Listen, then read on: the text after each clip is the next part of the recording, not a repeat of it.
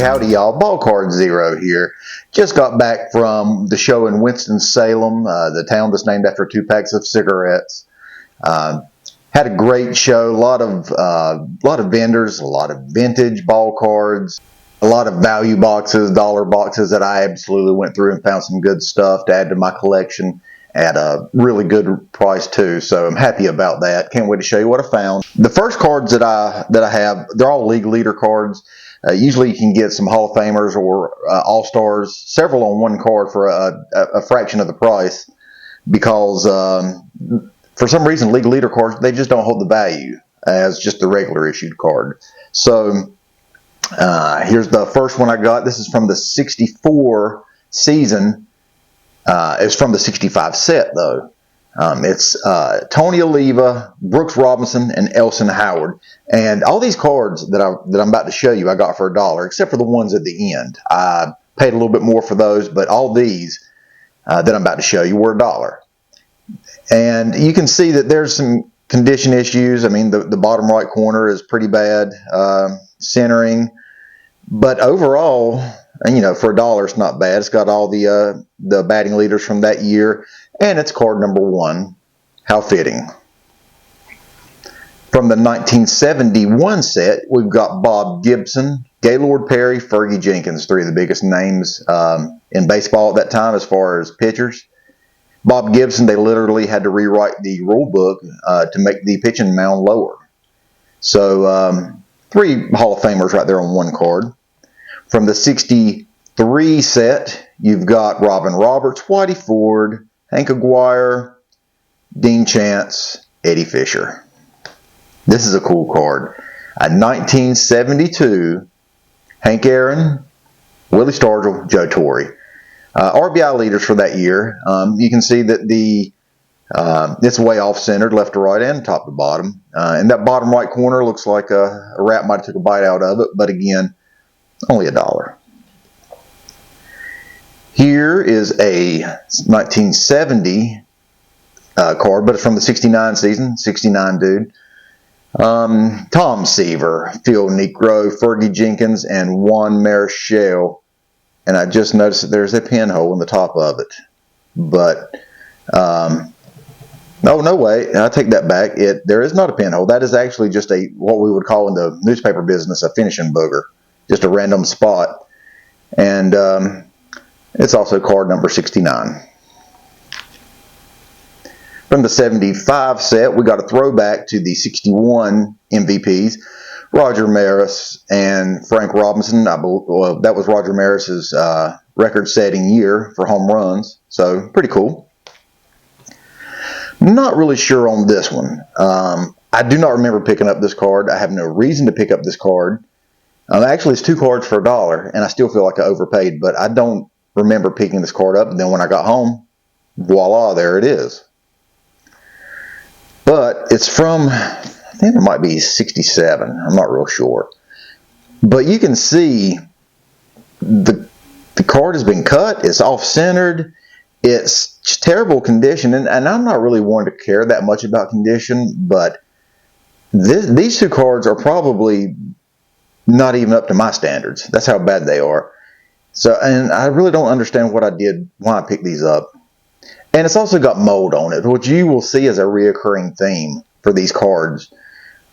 But got that one, and then also got this Orlando Cepeda All-Star card from the 68 set. I mean, it's got chunks missing out of it. The back, I don't know what's going on with that back. Is that someone's nipple? Here's a card from the 65 set. You've got the strikeout leaders for 64, Bob Veely, Bob Gibson, and Don Drysdale. Bob Gibson, as I've already said, was one of the greatest pitchers of all time. Don Drysdale was probably one of the better pitchers of the 60s, but always overshadowed by his teammate Sandy Koufax. But Bob Gibson and Drysdale both went on to have Hall of Fame careers, while Bob Vila went on to become the spokesperson for Craftsman. 2 cards from the 64 set, Whitey Ford with a couple guys, and Yaz, Kaline, and Rich Rollins. And then the last of the league leaders. From the 68 set, 2 cards for $1. Got batting leaders, Yastrzemski, Frank Robinson, Al Kaline.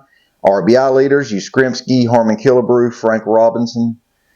If I'm not mistaken, that was Yaz's Triple Crown year, so there should be a home run leader with him on top. But guess what? Mold. So I've never owned a whole lot of hockey, but when I saw this card for $1, I had to pick it up. This is a Stan Mikita card. I don't know what year it is. I don't know much about Stan Mikita, but I do know one thing about him. He owned a coffee shop or donut shop or something in Wayne's World. So that's pretty much the only thing I know about him. I do know that Ed O'Neill or Al Bundy was the manager of that coffee shop. But, oh yeah, mold. But again, it's only $1. Here's several cards that I bought of Big Hurt, Frank Thomas. I've always liked Frank Thomas, partially because he went to Auburn, War Eagle. But this is the 1991 Stadium Club. And at one point, this is like a $30 card. And at one point, Thomas, Big Hurt, was a bigger, more collectible than Griffey Jr. But this was a high dollar card. And so when I saw it, I had to pick it up. The Bowman Gold Foil. Pretty cool card. Never had it, but got it now. And then these 2 cards of Frank, I just had to pick up because they're shiny. Couple basketball cards. Here's a 1987. About positive that's 87. Magic Johnson. And it drives me crazy. The photographer in me cringes seeing that his hand cut off. It looks like an amputee. But again, I picked it up from this. Here's a 1970-71 scoring leaders for the NBA: Lou Alcindor, Elvin Hayes, and John Havlicek. Mold. And then a team leaders card for the Milwaukee Bucks. Kareem Abdul-Jabbar led the team in scoring, rebounds, and assists. But you got Mickey Davis, who was money at the charity stripe nailing those free throws. So here's some football for you. Here's a Reggie White rookie. This is not his USFL card. I had that at one point, but I never had this card. This is his NFL rookie, so when I saw it, I had to pick it up. League leader card from the 78 set, Bob Greasy, Roger Staubach. And then this might be my favorite pickup of the entire show. This is from the 84 set. It's Dan Marino and Steve Bartkowski. I don't know if I'm saying that right. But anyway. So like I said, this is from the 84 set. Dan Marino's rookie card is in this set, but this is not considered his rookie card, but it's from his rookie season, so maybe it's like a secondary rookie. I'm not real sure, but I've never had it. Dan Marino was my favorite player, so it's nice to finally have this card. A couple more baseball singles. 76 Yount, second year. I don't know if you can see it or not, but it's in pretty bad shape, but again, $1. 72 Frank Robinson. A little bit of mold. Sweet Lou Whitaker rookie. Bottom corner is really dinged up. Actually, all the corners are kind of bad. And then the last of the dollar cards. I think that's 65. Pretty sure that's 65. Yeah, 65. Gaylord Perry, you can see that it says it books for 50, but you look at it, it's got creases all in it. It's bad as all get out. Looks like it's probably been in the spokes of a bicycle, but it was only $1, so I got it. So the rest of these cards will be cards that I paid a little bit more than $1 for. Starting out with a 1970 Topps. It's from the '69 playoffs. Talks about the Braves and Mets playing in Game 3.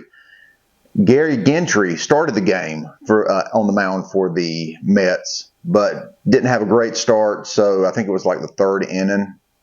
He got yanked. They brought in Nolan Ryan to pitch the rest of the game. Ryan was good enough to finish the game, get the win, but he also had 2 hits and scored a run in this game. So he definitely helped himself in the cause. The condition is, it's actually got some decent corners, except that upper right one. You can see it looks like someone has stepped on it, but only gave like $2 for it. I know it says $3, but I think the guy cut me a deal. So glad to have this now. This card I paid $3 for. It's a 1961 Eddie Matthews. Eddie Matthews is one of the greatest third basemen of all time. That upper right corner is a little bit dinged. The rest of them are okay. There is a blemish or some sort of stain on his hat, but again, I guess I paid $3 for it. Show you both of these cards. So these are team cards from '63 and '64, I believe. Obviously from the New York Yankees. And we all know who played for the Yankees back in the '60s. The Mick. So somewhere Mickey Mantle is on this card. I really haven't found him yet, but he's on there. And I've never owned any Mickey Mantle cards. So I guess, as far as I'm concerned, these are my first 2 Mickey Mantle cards because he's on there somewhere.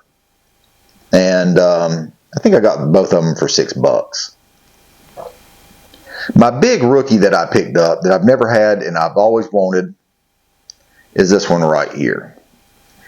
The Wizard of Oz, Ozzie Smith. And you can see I paid $10 for it.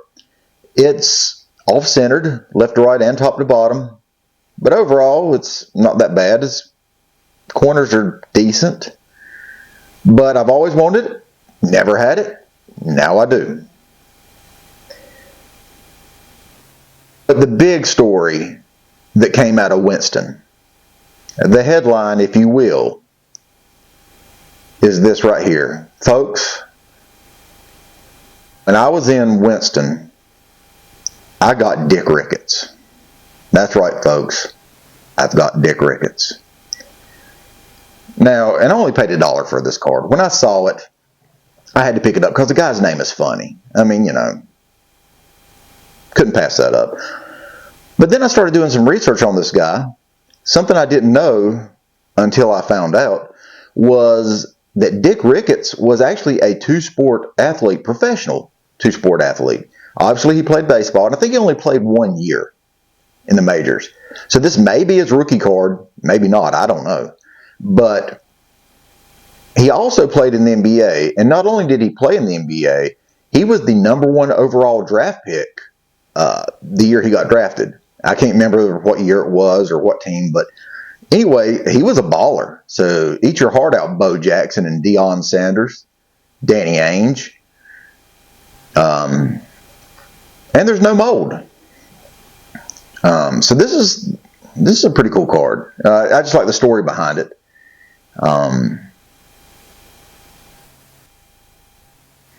Overall, I feel like I picked up some really good cards for the show. I probably spent around $40 for everything.